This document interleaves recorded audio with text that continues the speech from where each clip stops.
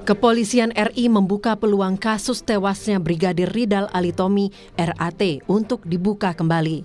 Setelah sebelumnya Polres Metro Jakarta Selatan menutup kasus tewasnya Brigadir RAT dan menyimpulkan Brigadir RAT tewas bunuh diri. Kapolri Jenderal Listio Sigit Prabowo mengatakan motif kasus ini sedang didalami. Namun, Kapolri meminta hal teknis ditanyakan ke jajaran Polda dan Polres yang menangani kasus. Ya, saya kira terkait dengan kasus utamanya itu harus dijawab dulu. Terkait dengan hal-hal yang sifatnya tambahan tentunya akan dirapatkan, ya. Apakah perlu dan tidak. Namun yang paling utama adalah peristiwa yang terjadi, motifnya yang sedang didalami. Saya kira nanti karena itu sangat teknis, biar yang menjelaskan nanti level Polres atau Polda, ya. Sementara itu, Polda Sulawesi Utara membenarkan Brigadir RAT bekerja sebagai sopir dan ajudan seorang pengusaha di Jakarta sejak akhir 2021, namun tanpa izin resmi dari Polresta Manado. Yang bersangkutan sudah sejak tahun 2021 akhir sudah menjadi ajudan atau driver dari salah satu pengusaha di Jakarta. Dari hasil pemeriksaan dari Bitpropam Polda Sulawesi Utara bahwa yang bersangkutan tidak mempunyai izin atau tanpa sepengetahuan dari pimpinan atau kasatkernya. Bitpropam Polda Sulut juga memeriksa Kapolresta Manado Kombes Julianto Sirait terkait izin Brigadir RAT jadi ajudan pengusaha di Jakarta dan isu menerima setoran bulanan dari pengusaha batubara tersebut. Meski demikian, Kabid Humas Polda Sulut membantah Kapolresta Manado menerima uang dari pengusaha yang mendapat pengawalan Brigadir RAT. Komisi Kepolisian Nasional Kompolnas menganggap kasus ini tergolong serius dan harus diselidiki secara terbuka. Sebelumnya, dari rekaman CCTV saat kejadian, Brigadir Ridal Alitomi yang bertugas menjadi ajudan dan sopir pengusaha terlebih dulu menurunkan penumpang mobil saat tiba di rumah di kawasan Mampang, Jakarta Selatan. Lalu Brigadir RAT kembali memajukan mobil dan tak berselang lama terlihat arah mobil tak terkendali dan didapati Brigadir RAT menembak dirinya sendiri di dalam mobil. Sebelum korban ditemukan tewas, sang istri menyebut Brigadir RAT masih menghubunginya. Karena itu, istri Brigadir RAT tak percaya jika suaminya bunuh diri. Sudah nyaman dia kerja di Bogor, tidak nyaman. Sudah nyaman dia kerja. Saya belum sampai pikiran sampai di sana. Pokoknya kasihan terbaik motor dari kepolisian. Dan sampai sekarang ini tidak percaya. Polisi masih menyelidiki motif bunuh diri Brigadir Ridal Alitomi dengan memeriksa isi telepon genggam korban yang ada di lokasi. Tim Liputan Kompas TV.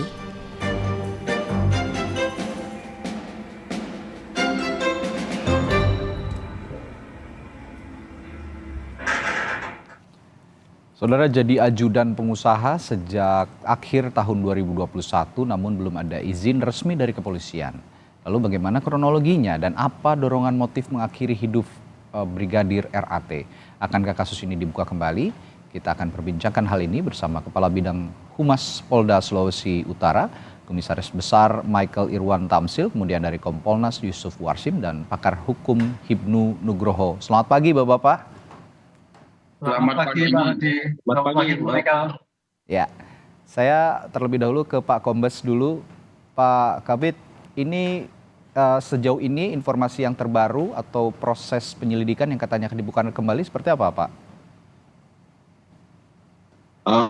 Terima kasih, Mas. Jadi untuk Polda Sulawesi Utara itu melakukan pemeriksaan tentang keberadaan dari Brigadir RAT di Jakarta. Oke. Tapi kalau berbicara tentang kasus atau peristiwa bunuh diri itu ditangani oleh Polres Jakarta Selatan. Oke, ditangani Polres Jakarta Selatan. Nah ini yang menghangat informasi soal ini kan dikatakan Brigadir RAT ini bekerja sebagai ajudan seorang pengusaha dan tidak ada izin begitu sejak tahun 2021. Mengapa bisa demikian, Pak Kabid? Ya, jadi ketika peristiwa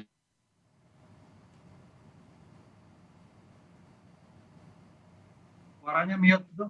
Ya, Pak Kabid, audio Anda atau suara Anda belum bisa terdengar oleh kami. Ya, sepertinya kami punya kendala teknis dengan Pak Kabid Humas Polda Sulawesi Utara. Kami akan coba perbaiki sambungan komunikasi dengan Kabid Humas Polda Sulawesi Utara, Kombes Michael. Nanti akan kami gali lagi informasinya. Tapi saya akan ke Kompolnas dulu, Pak Yusuf. Ini bagaimana Anda melihat saat ini ada dugaan begitu Brigadir RAT ini bekerja sebagai ajudan pengusaha tanpa izin. Bagaimana Anda melihat ini? Baik, terima kasih. Jadi peristiwa yang dialami oleh Brigadir RAT ini tentu ada dua hal yang tadi perlu diselesaikan. Pertama, soal kasus tewasnya Brigadir RAT itu sendiri, yang itu penyidikannya kan karena TKP-nya di Jakarta Selatan dilakukan oleh Polres Metro Jakarta Selatan. Ya. Nah, kaitannya dengan tugas tentu itu ada pada kewenangan Polda Sulawesi Utara, bagaimana izin tugasnya dan sebagainya. Nah, dalam dua hal ini tentu Kompolnas secara resmi telah memintakan klarifikasi baik itu ke Polda Metro Jaya maupun ke Polda Sulawesi Utara. Pada prinsipnya, karena Kompolnas sebagai pengawas eksternal Polri, kami tentu dari sejak awal mendorong kasus tewasnya ini tentu harus diusut. Dan kemarin Polres Jaksel telah memberikan satu penjelasan bahwa secara scientific crime investigation tewasnya Brigadir RAT itu bunuh diri. Walaupun demikian, tentu ini kan sudah dilakukan secara scientific crime investigation. Kami memantau kemarin Pak Kapolri memberikan satu arahan dimungkinkan untuk dibuka kembali kalau memang itu ada bukti-bukti baru. Bukti-bukti barunya ini kita tentu ya menunggu penyidik. Sementara ini kalau kita lihat dari CCTV itu ya saksi-saksinya semua sudah diperiksa, CCTV-nya sudah diolah sedemikian rupa. Sementara ini memang yang sudah disampaikan oleh penyidik Polres Jaksel yaitu tewas bunuh diri. Hanya motifnya seperti apa, barangkali ini kita berikan kesempatan dulu kepada Polres Jakarta Selatan untuk mendalami memang apakah memang demikian. Hanya sebagaimana yang kasus sebelumnya misalnya di Polda Kalimantan Utara yang itu juga bunuh diri, ada hambatan pada waktu itu terkait dengan handphonenya. Handphonenya itu kalau dimatikan atau di password tentu harus ke Amerika dulu. Apakah nanti seperti itu?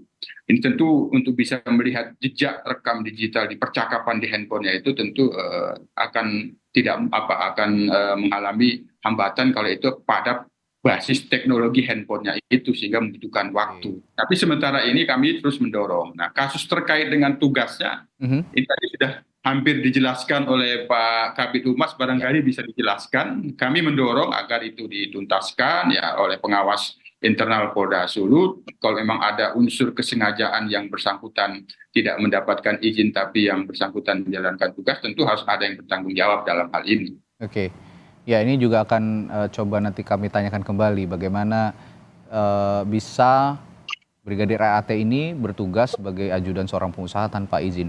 Sepertinya sudah tersambung kembali Pak Kabid Humas. Pak Kabid? Ya, selamat pagi. Ya, pagi. Baik, saya mohon maaf tadi sempat terputus jaringan komunikasinya. Saya akan tanyakan kembali Pak Kabid, bagaimana bisa Brigadir RAT ini bertugas sebagai ajudan seorang pengusaha atau pengawal begitu seorang pengusaha tanpa ada izin, bahkan kabarnya sejak akhir tahun 2021. Bisa Anda jelaskan Pak Kabid?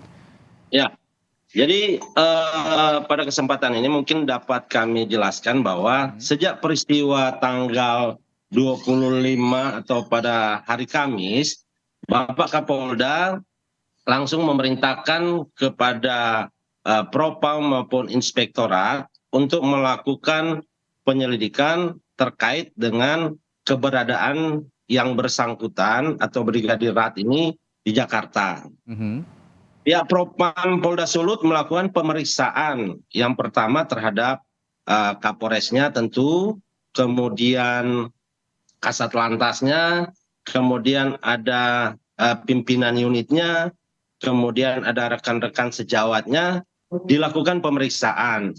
Dari hasil pemeriksaan tersebut ditemukan bahwa sekitar Desember 2021 Brigadir Rat menjadi driver atau ajudan dari salah satu pengusaha di Jakarta. Oke. Mungkin demikian penjelasan. Oke. Oh, berarti akhir Desember Polda Sulut baru mengetahui atau kapan Polda Sulut ini mengetahui bahwa Brigadir Rat ini ternyata menjadi seorang ajudan ataupun driver tadi yang Anda katakan seorang pengusaha pada akhir Desember 2021, Pak Kabid? Ya, jadi diperkirakan sejak Desember 2021. Oke. Dan itu dari hasil pemeriksaan Propam. Artinya baru-baru ini saja Polda Sulut mengetahui hal itu ya?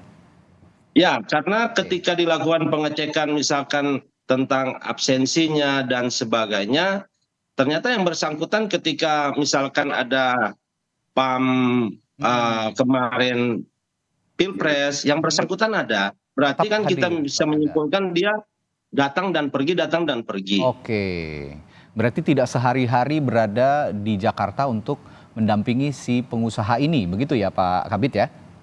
Ya, demikian. Oke, masih bolak-balik lah gitu ya. Nah ini Kompolnas juga mengirimkan surat klarifikasi Pak Kabid terkait status keberadaan RAT di Jakarta yang dibilang cuti atau penugasan perbantuan. Sudah ada jawaban dari Polda Sulut? Ya, sementara nanti dari Inspektorat akan merumuskan jawabannya dan akan dikirimkan ke Kompolnas kembali. Oke, lalu ini juga Kompolnas mempertanyakan ada keterangan yang berbeda dari istri Brigadir RAT dengan penjelasan Polda Sulut yang ataupun kepolisian soal status cuti Brigadir RAT ini. Karena kalau cuti kok bisa diperbolehkan membawa senjata api? Anda punya penjelasan soal ini, Pak Kabid? Ya, makanya kan pada saat pemeriksaan itu fakta yang kita temukan demikian, bahwa yang bersangkutan ketika menjadi atau bertugas di Jakarta tidak ada surat tugas ataupun surat izin dari kesatuannya ataupun dari pimpinannya. Dari hasil pemeriksaan tidak ditemukan demikian. Baik. Nah tadi juga saya sempat bertanya kepada Pak Yusuf dari Kompolnas. Pak Yusuf mengatakan kalau memang Brigadir RAT ini diberikan izin begitu bertugas sebagai seorang ajudan dari pengusaha ataupun tidak diberikan izin tapi tetap nekat untuk menjadi ajudan seorang pengusaha begitu, ini tentu akan ada yang bertanggung jawab. Kira-kira bagaimana Pak Kabid? Siapa yang bertanggung jawab untuk penugasan Brigadir RAT ini sebenarnya? Ya, sampai sekarang dari pihak Propam, Polda Sulut maupun dari Itwasda sedang melakukan pendalaman atau pemeriksaan berkaitan dengan keberadaan Brigadir Rat di Jakarta. Baik, saya ke Prof. Hipnu. Prof. Hipnu, dari kacamata hukum bagaimana? Kasus sudah ditutup, tapi Kapolri mengatakan bisa saja dibuka kembali. Fakta atau bukti seperti apa yang diperlukan kira-kira untuk kembali melanjutkan jika memang kasus ini dibuka kembali? Mas Radi, dalam suatu teori hukum, penutupan itu ada 3 kemungkinan. Ditutup demi hukum, itu misalkan meninggal dunia, daluarsa, atau nebis hidup. Ini pertanyaannya kan ditutup demi hukum ini, apakah sudah secara formal atau baru pernyataan? Kan itu. Karena kalau ditutup demi hukum, itu sudah demi hukum selesai. Nah itu loh. Oleh karena itu mudah-mudahan Polda hanya baru pernyataan. Karena kita ingat tuh ya, kasus ini saya kira menarik. Menariknya dari subjek orangnya, dan dari objek peristiwanya.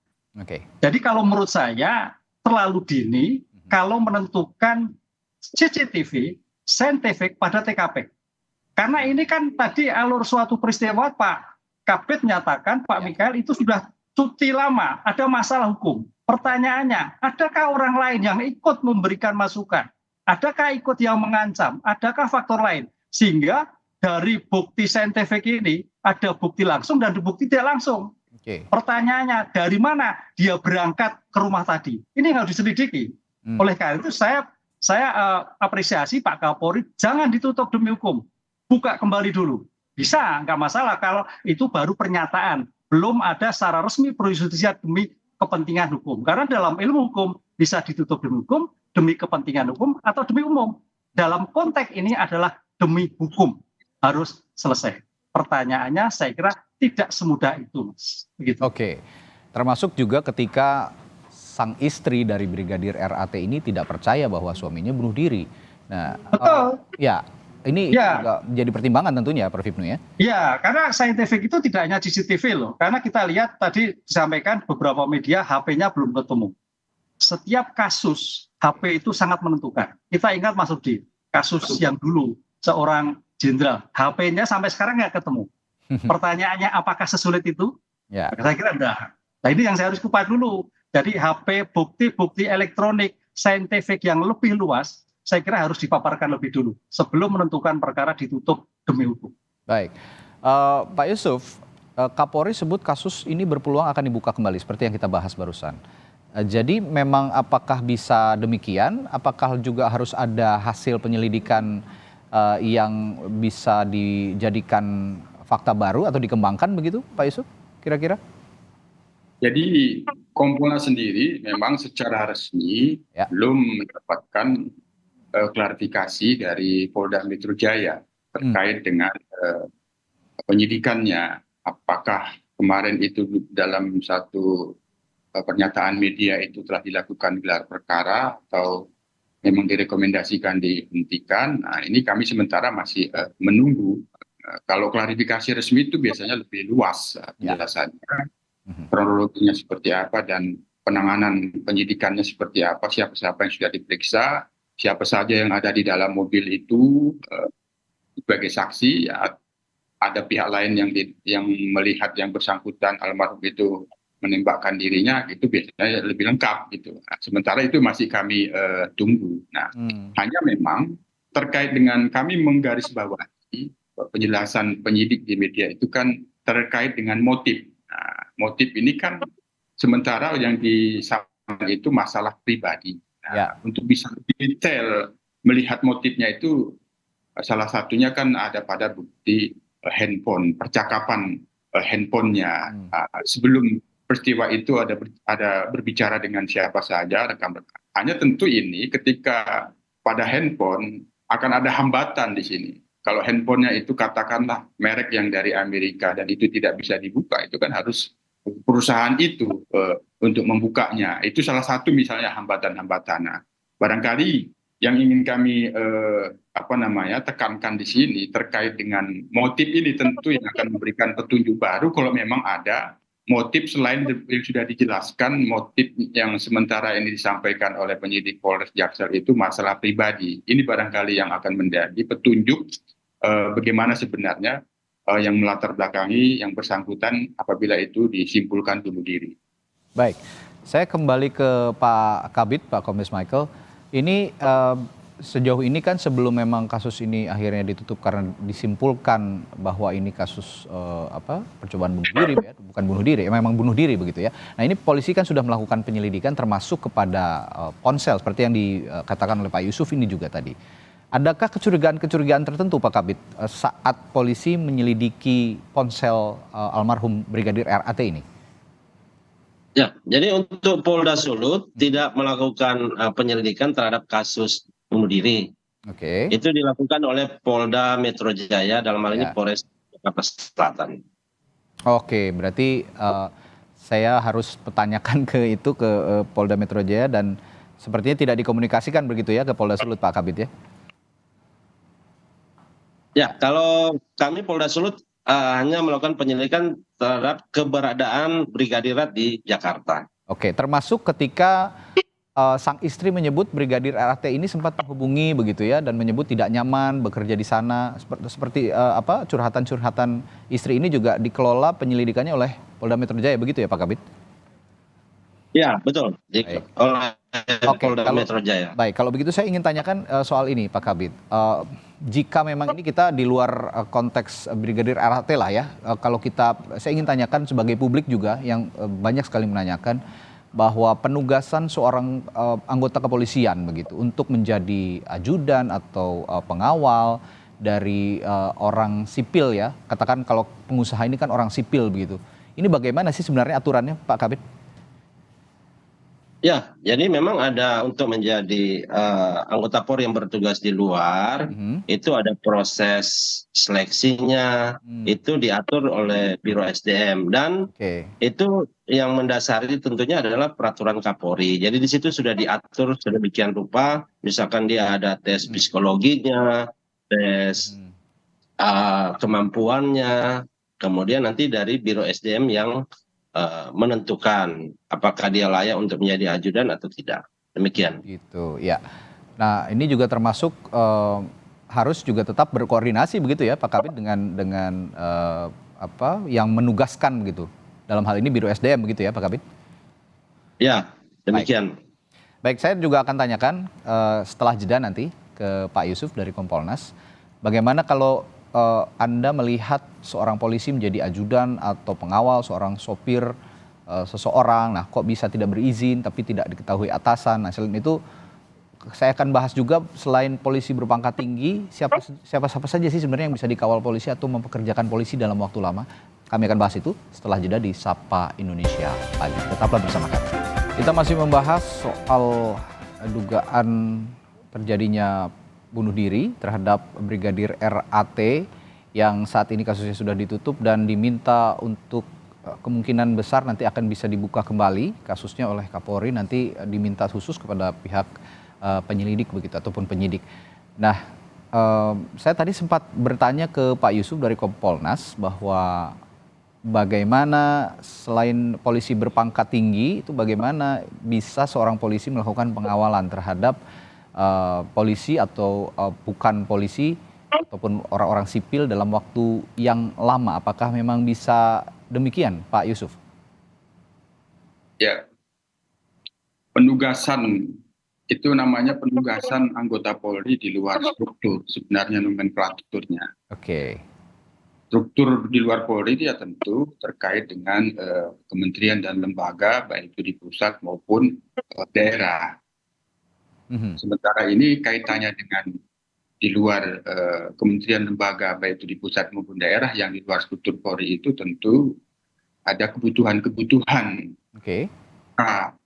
yang dalam hal peristiwa di tempat kejadian perkara almarhum Brigadir RAT ini ada kebutuhan tertentu yang itu kan sementara ini tidak dalam nomenklatur kementerian lembaga baik pusat maupun daerah, tapi perorangan. Perorangan itu kan juga bisa juga dilakukan hanya ada kebutuhan tertentu, kebutuhan perlindungan yang itu memang ada ancaman keamanan terhadap perorangan tertentu yang kaitannya itu dengan kejahatan, misalnya kan seperti itu. Nah ini kaitannya dengan tempat kejadian perkara ini, namanya kebutuhan tertentu itu tentu tidak berjangka panjang, nanti temporary gitu. Misalnya 1-2 hari atau 3 hari, tidak berlama-lama, tidak dalam kurun waktu 3 bulan, 4 bulan. Nah itu tentu yang akan menjadi materi pemeriksaan propam tentunya. Maka ini sekali lagi kami dorong sebenarnya apa yang terjadi dalam penugasan itu, apakah memang ada permintaan kebutuhan tertentu untuk melindungi seseorang dari satu situasi kondisi ancaman kejahatan atau kaitannya dengan tugas Polri terhadap orang tersebut. Nah tentu ini menjadi materi pemeriksaan propam yang sementara ini sedang berjalan. Ya kita tunggu saja, Kompolnas tidak ingin mempengaruhi lebih jauh. Itu Mas. Jadi catatannya adalah tidak dalam waktu lama begitu ya, biasanya hanya sehari 2 hari begitu ya Pak Yusuf ya? Ya, tergantung kebutuhan tertentu. Tergantung kebutuhannya begitu. Nah, biasanya kalau ada penugasan seperti itu, Pak Yusuf, seorang anggota polisi ini mendapatkan insentif atau bagaimana kesepakatannya biasanya? Kalau yang kaitan dengan BKU itu kan sudah diatur di dalam PRK berapa itu PRK 1 ya tahun 2013 terkait dengan penugasan di luar struktur Polri, itu kaitan dengan gaji sebagaimana biasa. Sebagaimana biasa. Gaji dari Polri-nya tetap berjalan, di luar ada insentif-insentif tempat bertugas ya tentu itu tempat bertugas anggota yang bersangkutan itu. Oke, itu terkait penugasan di luar institusi Polri, bisa saja tapi tergantung situasi dan kesepakatan begitu ya, dan tidak dalam jangka waktu lama, itu tergantung kebutuhan begitu kira-kira. Nah, saya akan kembali ke konteks kasus yang menimpa almarhum Brigadir RAT ini. Saya ke Prof Hipnu. Prof Hipnu, sepertinya ada pertentangan ketika sang istri menolak untuk melakukan otopsi terhadap suaminya almarhum Brigadir RAT. Tapi di sisi lain sang istri juga enggan juga dilakukan penyidikan lebih lanjut. Bagaimana pertentangan seperti ini Anda melihatnya, Prof Hipnu? Ya, begini Mas, dalam ilmu hukum pembuktian dengan saintifik, kalau terkait otopsi itu kan bedah mayat, hasilnya visum. Ada 3 jenis: otopsi forensik, otopsi klinik, atau otopsi klinis. Nah, dalam konteks otopsi forensik, siapapun demi kepentingan hukum tidak bisa menghalangi, termasuk keluarga. Nah, ini tantangan. Oleh karena itu nanti penyidik harus bisa meyakinkan pada ibunya bahwa otopsi ini adalah untuk kepentingan pembuktian. Otopsi adalah kepentingan kaitannya kasus yang terjadi. Oleh karena itu dalam ilmu hukum, siapapun orangnya, demi kepentingan hukum otopsi forensik tidak ada suatu yang menghalangi. Sehingga kalau ada suatu saat yang mengalami, masuk kategori obstruction of justice. Inilah tantangan. Oleh karena itu mudah-mudahan penyidik bisa mengalus, memberikan pemahaman sehingga terang masalah ini. Terang, karena ini masalah yang luar biasa. Satu penegak hukum bekerja dalam tambang, ya kan, tanpa izin, dalam tadi Pak Kombes 2 tahun. Ini suatu luar biasa. Ada apa? Sehingga kematian ini saya kira memberi misteri, apakah kematian karena sendiri, ataukah karena bujukan orang lain, ataukah karena tekanan lain. Karena motif itu alasan. Dalam ilmu hukum ada niat dan motif. Niat itu tujuan melakukan suatu kejahatan, motif adalah alasan untuk melakukan suatu kejahatan. Nah, alasannya ini yang saya kira perlu dikembangkan, sehingga perkara ini menjadi terang. Tapi artinya Anda tidak melihat ini sebagai sebuah tekanan misalnya, karena ada pertentangan bahwa istrinya tidak percaya bahwa suaminya bunuh diri, tapi enggan juga diotopsi. Nah, tidak enggannya istri ini untuk tidak melakukan otopsi itu lebih kepada tantangan dari pihak keluarga yang biasanya belum mengerti sistem penyidikan atau penyidikan, begitu ya, Pak? Gini Mas, dari berbagai kasus namanya otopsi itu memang ada suatu yang tidak tega orang Jawa, ora tegel. Gitu. Ora tegel, karena konsep ora tegel itu yang menjadikan kadang-kadang keberatan untuk melakukan otopsi.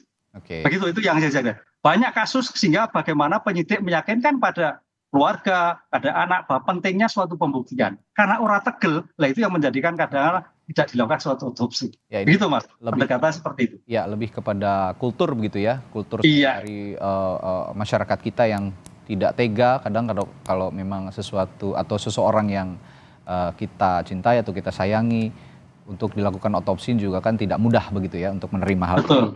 Baik. Lalu untuk hal lainnya yang harus dilakukan seperti membuka fakta baru ataupun bukti-bukti baru, apa sebenarnya yang diperlukan sejauh ini ketika proses penyelidikan sudah pernah dilakukan dan akhirnya ditutup, Prof Hipnu? Ya, karena ini sebagai ditutup bukan demi hukum ya, mudah-mudahan demi kepentingan hukum. Kenapa demi? Ya, karena konteks teori antara demi hukum dan kepentingan hukum beda, kan itu loh. Kalau demi hukum memang selesai, tapi kalau demi kepentingan hukum memang bukti kurang. Artinya memang ada suatu alasan-alasan tertentu. Dalam kacamata saya melihatnya itu adalah demi kepentingan hukum, sehingga Kapolri menyatakan untuk dibuka kembali. Karena begini Mas, kita harus lihat pembuktian ini tidak hanya pembuktian satu forensik aja, tidak hanya pada digital forensik, kedokteran forensik, trauma forensik pemikiran. Ini yang saya kira teman-teman polisi juga melihat bagaimana kondisi jiwa seseorang. pertanggungjawaban, adakah tekanan dari pimpinan, adakah tekanan dari rekan, adakah tekanan karena tadi Pak Kombes nyatakan sudah 2 tahun tanpa izin kan situasi yang mungkin temannya awas loh kamu tanpa izin loh, kan gitu. Sehingga aspek pertanggungjawaban pribadi ini adalah karena tekanan orang lain jika mengakhiri. Nah, adakah sebagai bentuk masukan-masukan, turut serta atau peran-peran lain sehingga sampai seseorang melakukan suatu tindakan tersebut. Nah, ini harus dibuka menurut saya sehingga clear permasalahan ini. Baik, saya kembali ke Pak Yusuf. Kalau Anda, Pak Yusuf, dari Kompolnas, apakah tidak melihat ada tekanan-tekanan khusus yang terjadi dalam kasus ini? Dalam pantauan Kompolnas sampai saat ini tentu secara detail kami belum bisa memberikan satu penilaian karena harus berdasarkan kepada hasil klarifikasi yang lengkap dan komprehensif, Mas. Hanya tentu kaitannya dengan peristiwa yang ada di TKP, ada kemungkinan untuk dibuka kembali, tentu kami akan lakukan pemantauan terus. Sementara kaitannya dengan tugas yang saat ini sedang diproses di Polda Sulawesi Utara, tentu ini kita dorong terus sampai tuntas terang-terangnya mengapa yang bersangkutan bisa bertugas dalam tempat kejadian perkara tersebut, itu biar kita berikan kepercayaan yang seluas-luasnya agar Polda Sulut memberikan klarifikasi yang lengkap dan komprehensif, Mas. Oke, tapi sejauh ini Kompolnas sendiri bisa ikut juga melihat bukti-bukti yang sudah dikumpulkan polisi atau tidak, Pak? Dan karena memang CCTV kan sebenarnya tidak hanya satu, akan ada banyak CCTV yang bisa menjadi alat bukti untuk dijadikan bahan pembuktian nantinya ke depan. Biasanya kami di dalam perkara-perkara yang diduga bunuh diri itu seperti terakhir di Kalimantan Utara, kami mendampingi keluarga juga melihat proses gelar perkara di situ, dipaparkan bagaimana prosesnya, termasuk nanti mudah-mudahan kami bisa ke Sulawesi Utara kaitannya dengan pemeriksaan yang berkaitan dengan penugasan almarhum itu, Mas, sementara. Oke, baik. Saya kembali ke Pak Kombes Michael, Pak Kabid, kalau memang Polda Sulut memang tidak menangani kasus ini secara lebih spesifik karena memang ditangani oleh Polda Metro Jaya, begitu. Saya ingin menanyakan soal kedisiplinan anggota juga untuk kedepannya agar tidak ada tindakan-tindakan indisipliner, bertugas tidak tanpa izin, begitu seperti yang diduga dilakukan oleh Brigadir RAT ini. Apa yang bisa dilakukan oleh Polda Sulawesi Utara sejauh ini, Pak Kombes? Ya, jadi berkaitan dengan hal tersebut, kemarin Bapak Kapolda sudah mengumpulkan seluruh jajarannya dan mengevaluasi dan mengingatkan kembali berkaitan dengan masalah perizinan maupun penugasan maupun penggunaan senjata api. Jadi Pak Kapolda sudah memberikan peringatan keras kepada para Kapolres agar melakukan pengecekan kembali terhadap personil maupun penggunaan atau prosedur menggunakan senjata api. Oke, jadi artinya akan ada pengetatan kembali ya secara psikologis maupun secara praktikal untuk menggunakan senjata api bagi para anggota di Polda Sulut, begitu ya Pak Kombes? Ya benar. Biasanya seperti apa Pak asesmen terhadap anggota sejauh ini untuk menggunakan senjata api di Polda Sulut? Ya tentunya kan ada beberapa mekanisme untuk permohonan senjata api kan sudah diatur dalam Perkap Kapolri, sehingga mekanisme yang ada itu harus dipenuhi seperti psikologi, tes psikologi, kemudian perilakunya juga dilihat. Memang mungkin dia secara psikologi lulus, tetapi kan perilaku kesehariannya dia gimana? Apakah layak memang untuk memegang senjata api? Mungkin demikian prosedur yang diterapkan oleh Polda Sulawesi Utara. Tapi secara periodik, Pak Kabid, adakah memang pemeriksaan psikologi begitu terhadap para anggota, bukan hanya untuk melihat penggunaan senjata api, tapi juga terhadap sifat keseharian mereka ataupun kondisi mereka sehari-hari? Kan kita tidak tahu ya, mungkin ada permasalahan pribadi, ada tekanan-tekanan dalam internal pribadi begitu. Ini akan ada ataupun biasanya adakah ada pemeriksaan secara psikologis, pendampingan seperti itu? Untuk pengguna senjata api kan setiap 6 bulan secara periodik dilakukan pengecekan. Apabila yang bersangkutan tidak lulus, ya senjatanya ditarik atau dikembalikan di gudang. Oke, dibalikan ke gudang. Tapi kalau untuk apa namanya, secara psikologis di luar penggunaan senjata api begitu, terhadap masalah-masalah yang dihadapi anggota kepolisian, mereka bisa ataupun berkeluh kesah ataupun melapor kepada siapa biasanya, Pak Kabid? Ya, jadi biasa kan kalau anggota mempunyai permasalahan, dia akan menyampaikan ke pimpinan di atasnya. Oke. Kalau di tingkat unit berarti kan ke kanitnya. Dari kanitnya dia lebih tingkat di atasnya lagi, mungkin subdit atau kabaknya. Jadi secara berjenjang.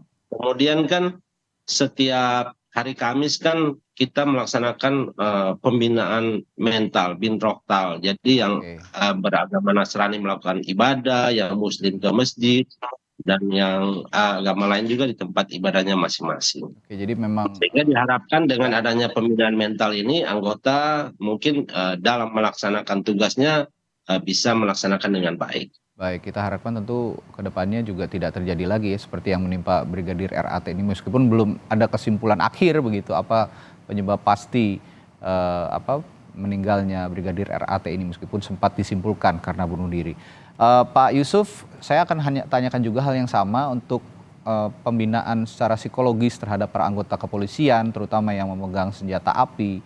Kompolnas punya catatan khusus soal ini, karena ini berkali-kali terjadi begitu, kematian seorang petugas yang melibatkan senjata api. Iya, apabila nanti kita berpijak kepada kesimpulan akhir, kalau memang pun dibuka tapi toh kesimpulannya itu bunuh diri, maka persoalan bunuh diri yang dialami oleh anggota Polri ini tentu harus menjadi perhatian serius secara psikologi. Pembinaan mental, pendampingan secara psikologi, ada ruang-ruang yang bisa memberikan kepercayaan pada anggota yang sedang mengalami tekanan, karena satu sisi menjadi anggota polisi juga sebenarnya sudah menjadi tekanan bagi dirinya, gitu. Tugas itu telah menjadi tekanan dirinya. Ini tentu yang menjadi perhatian kita pada aspek pembinaan mental dan konseling psikologi pada anggota yang ini kan masalahnya kan anggota ini tertutup gitu. Bagaimana anggota ini bisa membukakan diri atas permasalahan yang sedang dialami sehingga tidak menyelesaikan menurut dirinya sendiri, yang itu belum tentu benar, sehingga dia bisa membukakan dirinya. Ruang-ruang untuk bisa membukakan permasalahan diri ini tentu harus didorong untuk dilakukan pendampingan kepada mereka-mereka yang sedang mengalami ada masalah, baik itu tugas maupun di luar tugas. Yang kedua, kembali ke persoalan tugas, Mas. Jadi kami Kompolnas tentu mendorong penugasan anggota Polri di luar struktur itu ya kembali kepada aturan mainnya, Perkap nomor 1 tahun 2013, kaitannya dengan Brigadir RAT ini tentu tugas dalam jabatan fungsional, apakah itu ajudan ataupun pengawalan, nah, tentu semuanya itu dikembalikan kepada aturan main. Dan peristiwa ini tentu bagaimana kejelasan terkait dengan penugasan itu ya kami menunggu dari hasil pemeriksaan di Polda Sulawesi Utara. Oke, Prof. Hipnu, terakhir catatan dari Anda untuk secara psikologis bagi para anggota yang memegang senjata api, kaitannya dalam konteks kasus yang menimpa Brigadir RAT ini, bagaimana? Ya, senjata itu suatu yang luar biasa. Oleh karena itu kita kalau melihat itu senjata itu bagaimana melaksanakan itu sebetulnya untuk pembelaan, kan begitu kan? Senjata, orang bela diri itu untuk pembelaan, bukan menyerang. Orang bawa senjata bukan juga untuk menyerang, untuk pembelaan. Nah, oleh karena itu mungkin ke depan disampaikan bahwa apa yang dibawa dalam rangka untuk melindungi diri itu untuk melindungi, bukan untuk melakukan tindakan. Nah, kata kunci itu yang saya kira harus tekankan pada setiap orang, bahwa melindungi adalah untuk dalam rangka menghindar, bukan menyerang. Nah, oleh itu Mas, menurut saya seperti itu. Baik, terima kasih perspektifnya pagi hari ini, dan kita tentu harapkan meskipun saat ini belum ada simpulan akhir ya mengenai motif dari Brigadir RAT ini, mengapa diduga juga sampai mengakhiri hidupnya dengan cara yang demikian. Kita akan tunggu nanti penyelidikan lanjutan yang kemungkinan akan dibuka kembali dari pihak kepolisian. Terima kasih Kepala Bidang Humas Polda Sulawesi Utara, Komisaris Besar Michael Irwan Tamsil, lalu dari Kompolnas, Komisioner Kompolnas Pak Yusuf Warshim, dan pakar hukum Profesor Hipnu Nugroho telah berbagi perspektifnya pagi hari ini. Terima kasih Bapak-Bapak, sehat selalu. Terima kasih.